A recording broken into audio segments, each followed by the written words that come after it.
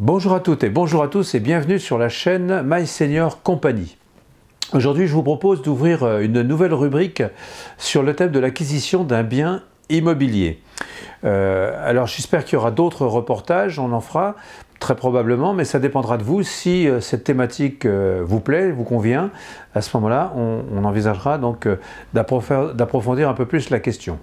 Alors c'est vrai que c'est un sujet qui pourrait paraître au premier abord un peu rébarbatif, il n'en reste pas moins que c'est une source de préoccupation pour de nombreux seniors. En effet, il arrive un moment où la question du temps compte double et la recherche de l'efficacité dans le rapport entre la dépense de temps et la dépense d'argent devient de plus en plus cruciale. On n'a plus vraiment envie de s'user dans des déplacements et des discussions interminables pour l'acquisition de ce fameux bien immobilier. En effet, la pléthore d'informations fournies par les promoteurs, quel programme choisir, quelle forme de financement, quel produit correspondra le plus précisément à nos besoins. Enfin, voilà, donc au milieu de toutes ces informations, il est difficile de s'y retrouver. Ensuite, armé de votre courage, vous allez multiplier les visites sur les points de vente, perdre du temps dans des déplacements, prendre des rendez-vous, rencontrer de nombreux conseillers de vente, pas toujours bien formés ou informés. Voilà. Et donc, vous allez passer des heures à discuter. Et tout ça, ça représente une dépense d'énergie pour des résultats souvent assez décevants. Alors, une fois que vous avez choisi le bien de votre rêve, alors il faut, encore, ce n'est pas fini, le parcours du combattant n'est pas terminé, il vous faudra assurer le financement. Et quel financement? Et effectivement, arrivé à un certain âge, ce n'est pas toujours très facile, les assurances, les garanties.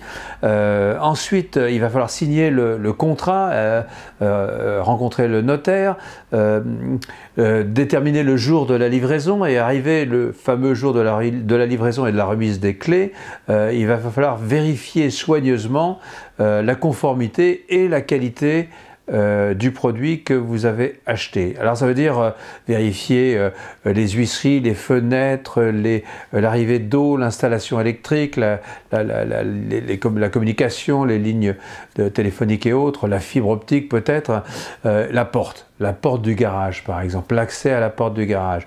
Vaste souci, combien de fois c'est arrivé, vous achetez un bien immobilier et vous vous apercevez que finalement la descente pour aller dans le garage est tellement mal foutue qu'avec votre voiture qui fait plus de 4,50 m ou 4,80 m, eh bien vous n'arrivez pas à tourner ou votre 4x4 est trop haut et vous ne pouvez pas passer. Enfin, tout ce genre de petits détails. Il faut évidemment vérifier tout ça. Alors pour répondre à toutes ces difficultés, en fait, il existe un nouveau métier relativement récent, quelques années à peine, assez peu connu du grand public. Je veux parler du métier de courtier immobilier. Alors, pour présenter ce métier, avec un ami, nous sommes allés à la rencontre d'une société spécialisée, d'un courtier en immobilier, Valeurs Patrimoniales, pour ne pas les nommer, et nous avons rencontré son président, Monsieur Morin, qui nous a expliqué en quoi consistait justement ce métier de courtier immobilier. Voici donc la vidéo. Bonjour, je suis Samuel Lévy, je suis un senior, un simple particulier qui vient voir la société Valeurs Patrimoniales que j'ai découverte à l'occasion de mes pérégrinations sur Internet pour acheter un appartement neuf. Et donc à cette occasion, j'ai découvert un nouveau métier qui est celui de courtier en immobilier neuf, métier que je ne connaissais absolument pas. Et donc je remercie M. Morin, président de Valeurs Patrimoniales, et M. Amar, ici présent, directeur commercial, de me recevoir. Alors précisément, ce métier de courtier en immobilier neuf, est-ce que vous pourriez m'en dire un petit peu plus? C'est un métier relativement peu connu du public, en tout cas à ma connaissance.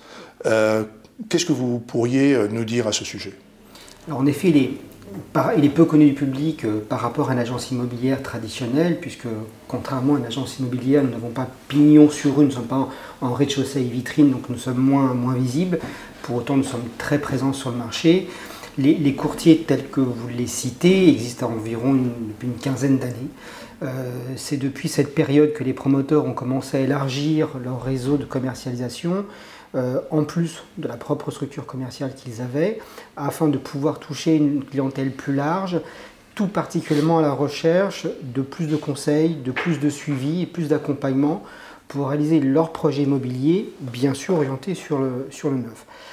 Pour revenir sur le terme que vous avez utilisé, qui est le terme de courtier, à la différence d'un courtier en crédit bancaire par exemple, qui va recevoir un client, le conseiller, lui transmettre de l'information et après l'envoyer vers une banque, nous gardons contact avec le client de A jusqu'à Z sur l'intégralité de son projet immobilier, que ce soit de la découverte du client, de son projet, de la définition du cahier des charges, hein, dans quelles conditions le client veut acheter, en termes de prix, de surface, de localisation, etc. Jusqu'à la livraison du bien. Notre mandat en tant que tel, je dirais, s'arrête au niveau de la vente, c'est-à-dire ce qui est officialisé chez nous par un acte authentique qui se signe chez le notaire. Pour autant, nous estimons pour nous que notre mission s'arrête une fois que le client a réceptionné le bien qu'il a acquis grâce à nous. Et donc, nous restons à la disposition du client, même après la signature notaire, que ce soit pour le choix des matériaux, la visite du chantier, la réception de l'appartement, avec, s'il y avait lieu, la levée des réserves, on l'accompagne de A à Z pour tout cela. Bien évidemment, en amont de la signature notaire, sur tous les sujets financiers, administratifs et juridiques, nous sommes totalement présents. Nous l'accompagnons à chaque instant. L'ensemble des documents que le client peut signer se ferait chez nous et nous le suivons. Nous faisons l'interface entre lui et le promoteur. Mais alors, je vais quand même vous poser la question qui fâche. Si je passe par vous, évidemment, vous m'offrez un service, un ensemble de prestations, mais je vais devoir le payer. Donc payer plus cher que si j'allais contacter un promoteur en direct. Non, pas du tout. C'est d'ailleurs ce qui fait la différence entre une agence immobilière traditionnelle et des gens comme nous, hein, des prescripteurs, c'est le terme exact. C'est qu'un promoteur a l'obligation, c'est une obligation légale, tant lui que nous d'ailleurs, au regard de la loi Hoguet, qui est une loi qui régit entre autres l'immobilier, d'avoir un prix unique pour un bien immobilier, quel que soit le revendeur. C'est-à-dire que vous achetez un bien, vous voyez un appartement à 300 000 €, que celui-ci soit acheté par vous directement chez le promoteur, au niveau de la direction régionale, au niveau de la bulle de vente, ou au niveau de nos services, en l'occurrence de l'équipe de M. Hamar, le prix est exactement le même. Il ne peut pas être en effet surévalué. Alors, très bien. La question sous-jacente, donc je ne paye pas une commission comme si je devais la payer à un agent immobilier. Exactement. Voilà. Exactement. La question sous-jacente qui peut avoir sur votre question-là, c'est de savoir comment nous nous rémunérons. C'est simple, le promoteur, lui, il a un budget dans son projet immobilier de communication et de commercialisation, qu'il paye sa propre force de vente ou qu'il paye une force de vente externe, le prix pour lui reste le même. Donc votre rémunération est incluse en fait dans le prix de vente. Exactement. Monsieur Morin, quels sont les promoteurs avec lesquels vous êtes en partenariat actuellement ? Nous avons une grosse vingtaine, presque une trentaine de promoteurs avec lesquels nous travaillons. Ce sont les grandes enseignes de l'immobilier, de la promotion immobilière qui sont connues par le grand public, des gens comme Nexity, Kaufmann, Ogic, Cogedim, Vinci, pour ne citer que ceux-ci, mais il y en a bien sûr beaucoup d'autres. Ce sont soit des promoteurs locaux, soit des nationaux comme ceux que je viens de citer. Étant entendu qu'avec ceux-ci, ça fait à peu près une grosse douzaine d'années que nous travaillons avec eux. Donc nous avons pu établir avec eux, tisser des liens privilégiés qui nous permettent d'être, je dirais, à la source de l'information et encore une fois d'accompagner au mieux nos clients. Je rappelle par rapport à ce que j'évoquais tout à l'heure, c'est que nous avons un accompagnement qui est global par rapport aux clients. Nous y reviendrons plus précisément. Et le but, c'est de bien faire l'interface entre le promoteur et le client, de façon à ce que le suivi de l'opération menée par le client soit la plus performante possible. D'accord. Mais ne risquez-vous pas une sorte de mise en concurrence des promoteurs sur les programmes ou sur les produits ? Imaginons qu'il y ait plusieurs programmes dans une même ville, que je veuille m'installer par exemple à Bagneux. Cogedim lance un programme, Vinci lance un autre programme, Bouygues Immobilier lance un troisième programme.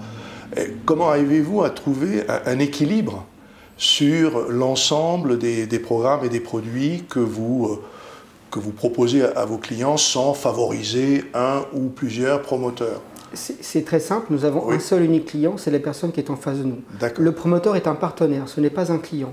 Donc notre axe de travail recherche, analyse, compréhension, solution, proposition, est exclusivement dédié aux clients. Et c'est en fonction de cela, de ses attentes, de ses besoins, que nous allons présenter différentes solutions et produits. Donc en effet, on peut présenter à un client pour une même opération, un même projet, un appartement de chez Bouygues, un appartement de chez Nexity. Et c'est lui qui en définitive choisira. Et c'est lui qui est définitif. Nous le conseillons, nous l'éclairons sur un certain nombre d'éléments, à la fois sur le programme immobilier lui-même, sur l'appartement, mais aussi sur l'environnement qui est associé. Et après, le client prend la décision qui semble être le plus pertinent pour lui.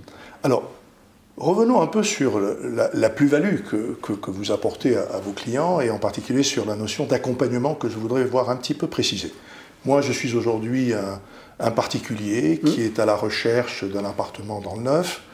Il est vrai qu'on est submergé aujourd'hui par des offres diverses qu'on reçoit par l'intermédiaire d'Internet, par la prospection téléphonique, etc., par les divers contacts, mais on a l'impression d'avoir affaire à un monde un peu complexe, où on va de point de vente en point de vente à la recherche d'informations qui ne sont pas toujours d'ailleurs précises ou qui ne correspondent pas tout à fait à nos attentes et à nos besoins. Comment justement pourrait-on mieux préciser votre approche depuis le moment où vous recevez votre client jusqu'au moment où il a le bonheur enfin de se voir remettre les clés? Alors c'est peut-être un long processus, hein, mais... C'est un long processus, mais c'est une question qui est en effet très importante. C'est vrai que si on prend que l'Île-de-France, puisque nous sommes basés à Paris dans le 8e arrondissement, si on prend que l'Île-de-France, on va voir quelques centaines d'opérations immobilières menées par les différents promoteurs sur le territoire francilien. C'est beaucoup de recherche, c'est beaucoup d'opportunités potentielles, c'est beaucoup de travail pour un acquéreur, et c'est vrai qu'il est difficile pour lui d'obtenir à la fois la bonne information, d'en faire l'analyse et de faire le tri au final pour choisir le bon projet.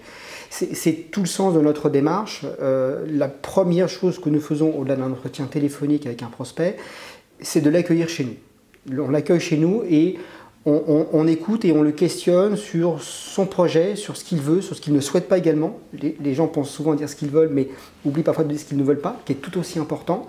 Et nous sommes en capacité, après cet échange, parce qu'il y a aussi une présentation du marché, il est important que le client puisse comprendre en effet de quoi est composé le marché, comment il fonctionne et ce à quoi il peut s'attendre. Il faut qu'il y ait une cohérence entre le projet du client et l'arrêté du marché. Ça, c'est indispensable. Et une fois que ceci est établi, une fois que ceci est fait, on peut alors commencer à présenter au client un certain nombre d'opérations immobilières, et pour ça nous avons des outils informatiques qui, sans que le client ait à se déplacer aux quatre coins de l'Île-de-France ou même d'un département, on peut lui présenter un certain nombre d'opérations immobilières avec des éléments qui sont très précis, les adresses exactes, les environnements, avec des outils de type Google Earth par exemple. Nous avons tous les descriptifs techniques, nous avons les plans, nous avons les plaquettes, ce qui permet de faire un premier tri ou de transmettre au client un premier niveau d'information et donc de compréhension pour que celui-ci puisse déjà affiner son projet, son analyse et sa recherche.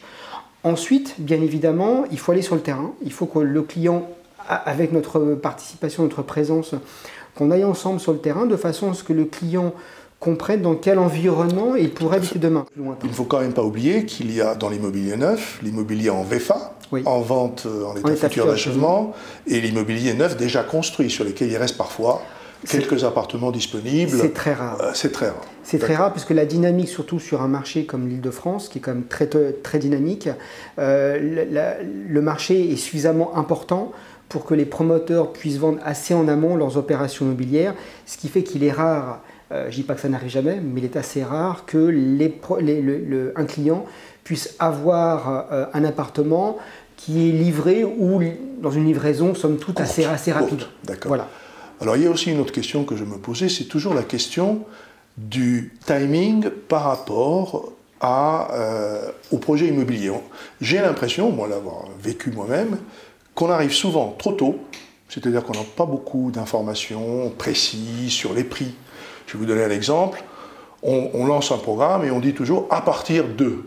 Bon, à partir de tel prix, de 300 000 euros, etc. Histoire un peu d'appâter le client. Le client vient et puis découvre que, en fait, il s'agit d'un appartement en rez-de-chaussée qui n'est pas toujours conforme à ses attentes, et il repart assez souvent déçu. Il se dit, ah, finalement, pas très intéressant. Ou il a l'impression de venir souvent trop tard. C'est-à-dire que les appartements ont déjà été choisis par d'autres clients, on ne sait pas trop d'ailleurs comment, et qu'il est toujours un peu en décalage au niveau du temps. Est-ce que à votre niveau, vous pouvez justement permettre aux clients de bien se situer dans le timing des opérations, de manière à avoir quand même la sensation de trouver au bon moment le bon produit. Alors oui, c'est tout à fait possible et c'est la raison, je reviens encore une fois à cette valeur ajoutée que nous avons dans la relation avec le client, c'est d'avoir un suivi dans la discussion et dans la gestation de ce projet immobilier. Il faut du temps pour en effet acheter un appartement, ou du moins prendre la décision. Il faut que c'est notre rôle d'informer le client sur l'état du marché. Vous évoquez un appartement, en effet, à partir en termes de prix. Cet appartement conviendra peut-être pas à M. Dupont, mais conviendra peut-être à M. Durand. Ouais, donc, tout appartement va trouver son acquéreur. C'est notre rôle à nous d'orienter le client vers le bon produit en fonction de ses attentes. Mais c'est vrai que le marché, encore une fois, il avance. Donc, c'est une fois que le client il a une bonne compréhension du marché par rapport à tout ce que nous avons pu lui dire, ça lui est plus facile après, lorsqu'on lui présente un appartement. Si on prend Paris, sa première couronne, tout ce qui est studio de pièces a un fort succès. Et parfois, vous avez des gens qui sont en attente du même produit.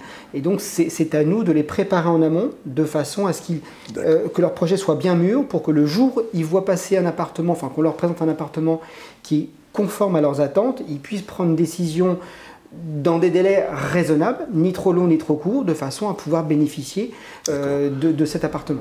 Avez-vous mis en place un système d'information et d'alerte de vos clients sur les programmes à venir sur le marché? Alors, oui, mais de manière mesurée. Comme vous l'avez très bien dit, il y a beaucoup de programmes, il y a beaucoup d'informations. Nous sommes tous noyés par des emails de toutes sortes, sur toutes sortes de produits. Donc le but n'est pas de rajouter de l'information inutile à des clients. Il faut que ce soit ciblé.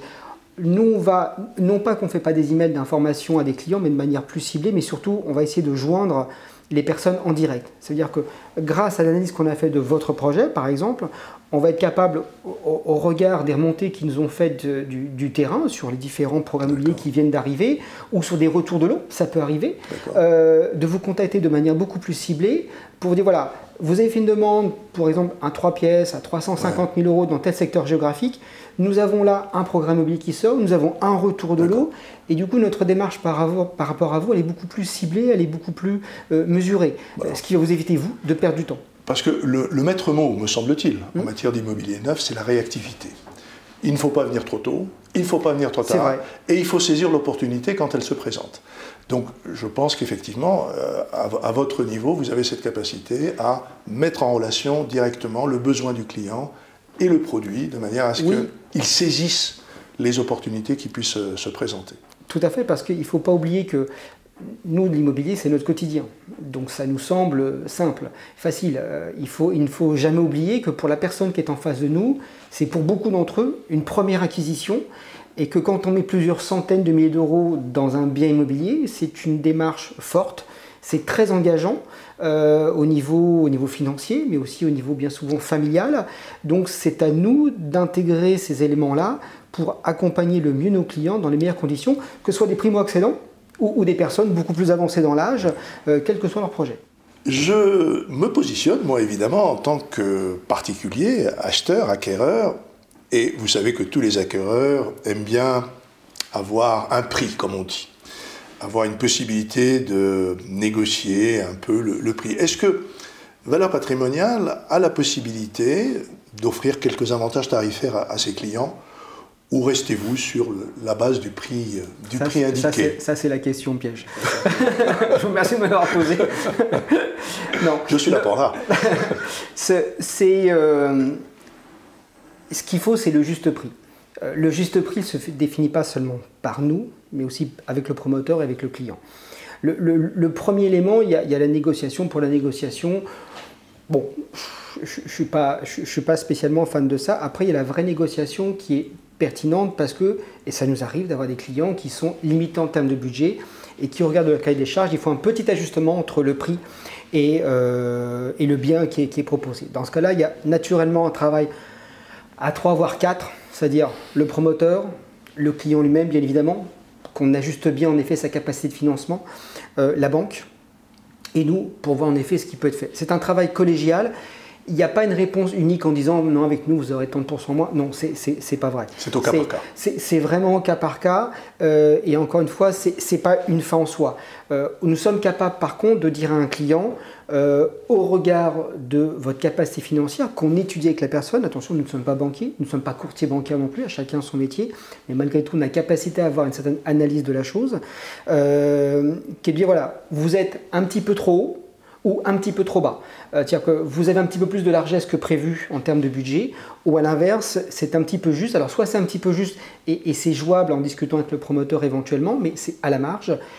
Soit par contre ça ne l'est pas et du coup ça impose de revoir le cahier des charges du client. Je vous posais cette question parce qu'on voit sur le marché de très nombreuses offres de lancement pour les premières acquisitions ou par exemple des frais de notaire offerts ou des prestations supplémentaires de type parking en plus ou choses de ce genre, ou gratuit, enfin je ne sais pas. Et parfois effectivement le client peut toujours aimer, évidemment, toujours avoir un avantage quelconque en tout cas d'avoir choisi rapidement son produit. Il est bien évident que toute opération promotionnelle qui est faite par le promoteur, nous la présentons au client. Ça c'est une évidence. Mais encore une fois, si on prend les frais notaires, qui, je le rappelle, dans le neuf, sont à peu près 3 fois inférieurs à ce que nous avons dans l'ancien. Tout à fait. Ce qui fait une marge et un gain pour le client quand même substantiel. On est à peu près aux alentours de 2-2,5% de frais de notaire dans le neuf, ce qui est assez peu. On voit bien que c'est à la marge. En termes, si vous avez un promoteur qui, voilà, je vous offre les frais de notaire sur un appartement à 400 000 €, c'est pas ça qui va basculer vraiment en tant que tel. Ça peut jouer, bien évidemment, mais après, ce qu'il faut vraiment, encore une fois, voir, c'est quelle est la vraie capacité financière du client et dans quelle mesure, en effet, on peut lui apporter le juste prix sur le bon produit. Attention, encore une fois, il faut garder, en effet, le bon produit. Il ne faut pas jouer uniquement sur le prix, il faut que le prix corresponde à l'attente du client. Très bien. J'ai bien compris que tout était au cas par cas et que c'était effectivement une négociation. C'est tout le sens de notre approche, c'est de personnaliser la relation avec le client, de personnaliser le travail qui est fait avec ce client, parce que chaque foyer a ses propres caractéristiques. Et donc, on ne peut pas généraliser. C'est la raison pour laquelle les entretiens sont bien sûr individuels et chaque approche est spécifique à chaque cahier des charges, à chaque client que nous avons, quelle que soit sa typologie. Vous aviez parlé tout à l'heure d'accompagnement juridique et d'accompagnement technique au niveau de la remise de l'appartement. J'ai cru comprendre que vous pouviez donc être présent au moment de la signature notariée de l'acte et au moment de la remise des clés. Pourriez-vous nous préciser, mais très rapidement, parce que je pense que c'est un dossier quand même assez complexe, quel est le service que vous apportez à ces étapes du projet? Dans l'ordre chronologique, c'est la signature notaire, bien évidemment, qui est un élément important, très important pour le client, puisque c'est là où il va devenir propriétaire. C'est là où il signe concrètement son achat. Donc il est important que nous, qui l'avons reçu au premier jour, qui l'avons aidé en effet à choisir le bien qui va en effet dans lequel il va vivre pendant plusieurs années, que nous soyons présents à côté de lui pour dire oui, l'ensemble de documents qui vous sont présentés sont bien ceux que nous avons vus ensemble, c'est bien le bon appartement, bon étage, bon prix, bonne dimension, les bonnes caractéristiques, les délais de livraison, bien évidemment. Voilà. Donc on est un petit peu le fil rouge sur l'ensemble de sa phase d'achat et de réception du bien, et il est indispensable que nous soyons présents à ce moment-là. D'accord. Donc vous êtes présent à la signature de l'acte notarié, et vous êtes présent donc le jour de la remise des clés pour éventuellement faire des observations sur la conformité et la qualité du bien par rapport au cahier des charges du contrat. Tout à fait. Alors, encore une fois, le client peut très bien dire je me débrouille tout seul, nous sommes à sa disposition, ce n'est pas une obligation de sa part, nous lui faisons cette proposition et s'il le souhaite, nous l'accompagnons et nous vérifions avec lui le bon fonctionnement de l'appartement, mais ça passe en effet de la fermeture des fenêtres, les volets roulants, les prises de courant, les interrupteurs, l'eau qui coule, tout, absolument tout, de façon à ce que le client puisse faire un échange, le dernier chèque, les derniers 5% comme on dit. Et ces prestations, encore une fois, sont incluses dans votre rémunération. Il n'y a aucun frais supplémentaire. Aucun, sous quelque forme que ce soit. Je voulais vous parler un petit peu de votre implantation régionale. Quelles sont vos zones d'intervention principales aujourd'hui ? La toute première est évidemment l'Île-de-France, parce que nous sommes présents à Paris et dans le centre de Paris, donc c'est plus facile pour rayonner sur le territoire francilien. Donc on couvre tous les départements Île-de-France. Ceci étant dit, nous avons également des clients qui recherchent des opérations immobilières sur la province. Donc sur l'Île-de-France, on a des clients franciliens ou des clients de province qui veulent acheter sur l'Île-de-France, mais nous avons aussi l'inverse, c'est-à-dire des clients franciliens, vous avez beaucoup de Parisiens qui viennent de province et qui veulent acheter de là d'où ils viennent, Marseille, Bordeaux, Nantes, Strasbourg, voilà. Les contrats que nous avons avec les promoteurs sont des contrats cadres qui couvrent l'ensemble du territoire français, et donc on est capable de les accompagner avec toutes les précautions d'usage. L'Île-de-France, évidemment, nous connaissons parfaitement parce que sur l'ensemble de l'équipe, la douzaine de collaborateurs que nous avons, on connaît très bien l'ensemble de l'Île-de-France. Sur la province, on va agir essentiellement là où on a une maîtrise, en effet, régionale. Toutefois, on peut aussi vendre des appartements là où nous connaissons moins. Pourquoi? Parce que c'est le client qui, lui, par contre, connaît très bien le lieu en question. Par exemple, je ne connais pas Metz, où j'y suis passé une fois, mais je ne connais pas très très bien. Mais si vous avez quelqu'un qui a passé toute son enfance à Metz et qui veut faire un investissement de type Pinel, par exemple, ou acheter un appartement pour y mettre ses parents, il va très bien connaître la région, très bien connaître l'agglomération. Et dans ce cas-là, oui, nous l'accompagnons, bien évidemment. Alors, l'une des questions qu'un senior se pose, et l'un des problèmes qu'il rencontre au moment de faire une acquisition immobilière, c'est la question du financement et de l'assurance. Valeur Patrimoniale apporte-t-elle des solutions à ces questions particulières? Sur ce point précis, qui est un élément déterminant, puisqu'en effet, rares sont les acquisitions qui se font comptant, c'est-à-dire sans levier bancaire, il faut que chacun reste à sa place. Nous, notre métier, en effet, d'apporter un premier niveau de conseil, d'information et de faisabilité sur cet aspect très précis qu'est le financement. Ensuite, on regarde notre expérience sur le métier. Nous avons, nous, des partenaires, là, en termes de courtiers bancaires, qui vont être capables, en effet, d'accompagner notre client pour lui offrir une solution sur mesure. Il est bien évident que lorsqu'on avance dans l'âge, pas seulement pour une question d'âge, mais aussi une question de situation de vie, le montage financier, le financement ne sera pas le même que pour un primo-accédant qui peut accéder à une TVA 5,5 par exemple, ou à d'autres situations, ou un prêt à taux zéro, etc. Mais il y a des solutions, elles sont nombreuses. Après, ça ferait l'objet en effet d'un entretien peut-être un petit peu trop long pour ce premier rendez-vous. Je pense que cette question est très importante pour les seniors et je pense que nous y reviendrons. En tout cas, M. Morin, je vous remercie infiniment, ainsi que M. Amar, pour cet entretien qui m'a beaucoup éclairé et j'espère vous revoir bientôt. Avec plaisir. Merci. Vous êtes le bienvenu.